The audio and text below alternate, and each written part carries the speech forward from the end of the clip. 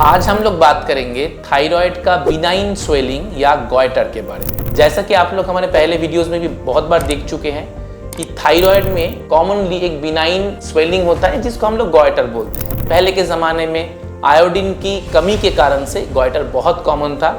आज के दिन में आपको पता है कि नमक में आयोडीन मिलाया जाता है, इसलिए गॉइटर पहले से तो कम हुआ है। फिर भी आज के दिन में भी बहुत सारे आपके रिश्तेदार, दोस्तों या अनजान लोगों में भी आप रास्ते में चलते हुए देखेंगे गले में इतने बड़ा स्वेलिंग है, अजीब सा लगता है, इसी को कहते हैं गॉइटर। तो ये जो गॉइटर का ट्रीटमेंट है, इसका पहला स्टेप है एफएनएसी, क्योंकि ये गॉइटर है भी कि नहीं सिर्फ अल्ट्रासाउंड से कंफर्म नहीं होगा। आपको एफएनएसी करके प्रूफ करना पड़ेगा कि ये कैंसर नहीं है। अगर एफएनएसी सही आता है कि ये कैंसर नहीं है और गले में एक बहुत बड़ा गांठ बना हुआ है जो कि दिखने में बहुत खराब लगता है, उसके लिए बहुत सारा आधुनिक इलाज आ चुका है। जैसे कि आप लोग जानते हैं, जिसके बारे में मैंने पहले भी कहा है, कि एक ट्रीटमेंट है माइक्रोवेव एब्लेशन। जैसे हमारे किचन में माइक्रोवेव होता है, उससे हम क्या करते हैं, खाना गर्म करते हैं। तो यहाँ पे भी देखिए, ये जो निडल है जिससे हम लोग करते हैं, इसके टिप में एक स्पेशल एरिया होता है। निडल जब उस बिनाइन गांठ के अंदर घुस जाता है, उस गांठ को जला देता है। करते वक्त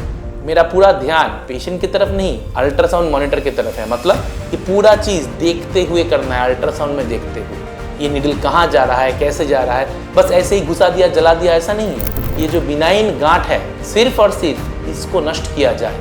आपका जो नॉर्मल थायराइड ग्लैंड है, इसको नॉर्मल ही रहने दीजिए। यही है माइक्रोवेव एब्लेशन का आज के दिन पे सबसे बड़ा एडवांटेज।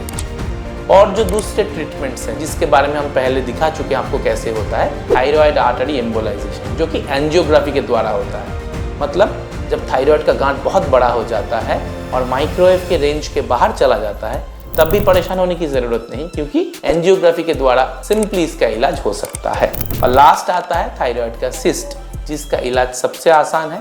अल्ट्रासाउंड में देखते हुए सिस्ट के अंदर जो पानी या लिक्विड जमा हुआ है उसको निकाल लिया जाता है और उसके अंदर एक एब्सोल्यूट अल्कोहल नाम का केमिकल छिड़क दिया जाता है, ताकि आपका सिस्ट फिर से वापस ना आ जाए।